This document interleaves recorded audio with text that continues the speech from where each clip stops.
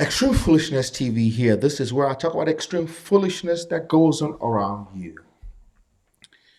I've been asked to give my legal opinion and my extreme foolishness opinion on the lawsuit filed by Cassie against Puff Daddy and the lightning speed settlement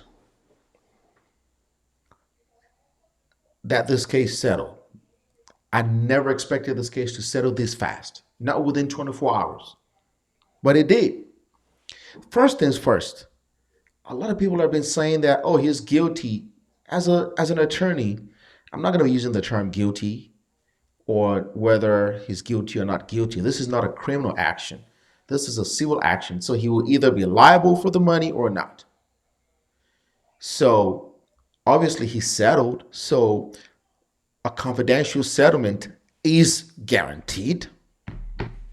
The statements that they gave, the public statements that both of them gave was part of the settlement agreement. It is standard in a situation like this.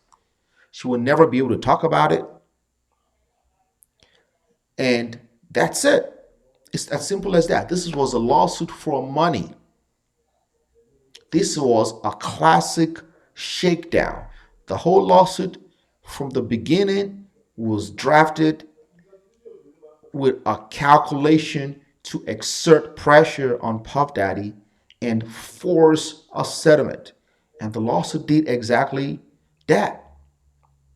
So when people said, "Oh, she just wanted to tell her story on behalf of herself and on behalf of victims of sexual abuse," that is a complete baloney statement. This whole lawsuit was about money. And a lot of the things, the allegations on a lawsuit, they are allegations. They are not facts. So as an attorney, I'm going to treat it as that. They're allegations. Anybody can say anything in a complaint. That doesn't mean that you have enough evidence to back it up. It's one thing to file a lawsuit and state all those allegations. It's another thing to substantiate your allegations during discovery with evidence. And this being so long, because they dated from maybe 2005 to about 2018, about 13 years or so. A lot of the things that she alleged happened, I don't for one believe that she will have any evidence or any substantial evidence to support it because the passage of time is so long. And which begs the question, why did she wait for so long? Because she was enjoying the ride. She sold her soul for money. Let's call a spade a spade. A lot of the things that she said happened probably happened, but she was enjoying the money. And when I saw the lawsuit, it was an over victimization of Cassie. Are you telling me for 13 years that they were together as an adult female, that she didn't voluntarily do anything that she said happened? That she was forced? Come on.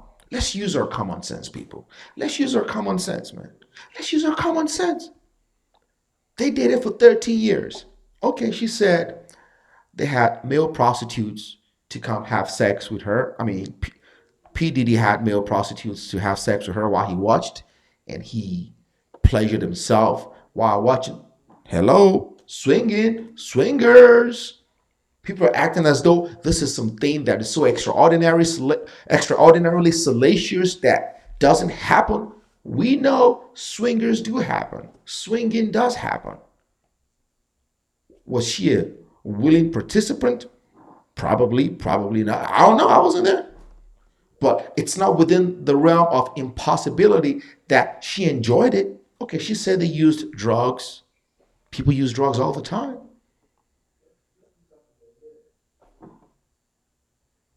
People use drugs.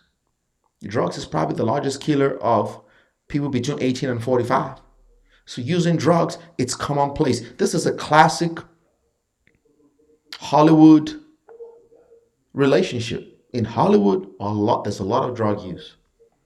So if she's gonna come out here and say that is the standard now to claim sexual abuse, Just about every relationship in Hollywood is they're going to claim sexual abuse. And we have stories like this has happened before. Look at Amber Heard and Johnny Depp. Amber Heard and Johnny Depp. Amber Heard said Johnny Depp abused her during their relationship, and they were married. She wrote an op-ed accusing him of, you know, sexual abuse during their marriage. The case went to trial. It was a public trial. He won the case.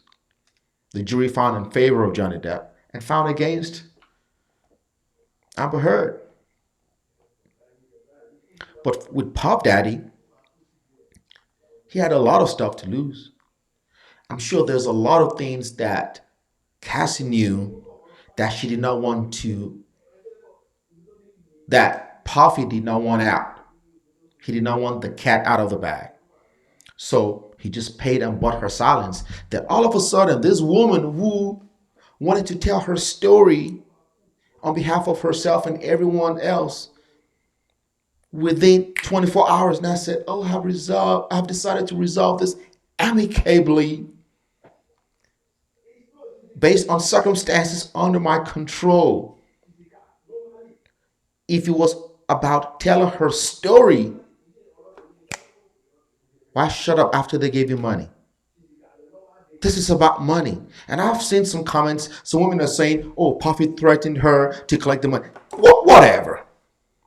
Because a lot of those women who are saying this cannot fathom the fact that Cassie did this for money. It was a payday. This is a classic shakedown. The lawsuit was drafted. Epic Records is listed as a defendant. So you know Epic Records and Ayla Reid are saying, we don't want our name dragged in this mud. Let's just pay this woman and let her go away and sail into the sunset.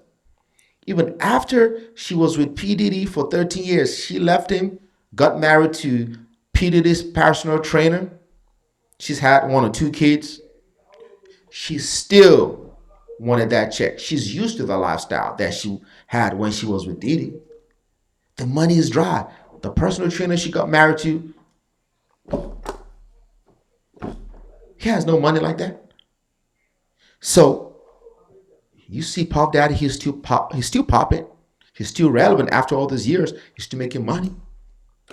So just say, hey, I'm going to tell my story. I've been abused. And I'm going to tell my story on behalf of everyone else. And voila, they gave you that money. I'm predicting, not predicting, I'm guessing that this probably settled for 15 to 20.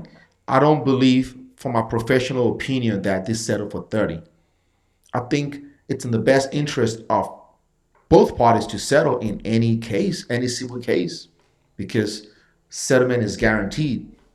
And don't think for one that if this case even were to go to trial, that it was a foregone conclusion that Cassie was going to win money. It doesn't really happen that way. You never know how a jury is going to react. You never know what could happen. But it wasn't worth it for Diddy to drag this case all along.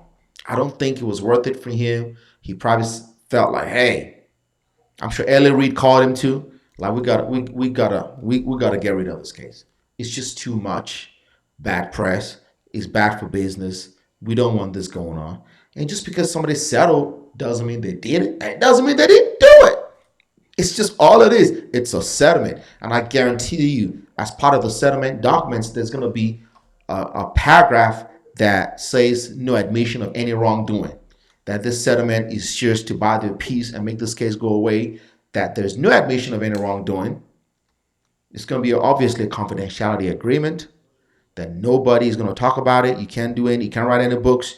She can't speak to any media. She cannot go on a media tour. She cannot go to any podcast. I know a lot of people may be calling her, hey, I'm going to give you this money to come to my podcast. Nope. She probably will never be able to do that. This is it. She's going to sail to the sunset. And she took the money. But I think that Diddy should learn. And people who are wealthy, you should learn. Beware of this kind of women who are just out for blood. Because some of those women are the same women who go to Dubai to get pooped on. They're going to Dubai to get pooped on for money. A lot of those women have sold their soul for money. I'm going to do a part two. Let me know what you guys feel in the comments. I know that some people are going to disagree with me. That is fine. We all can respectfully agree to disagree. Let me know what you guys feel in the comments.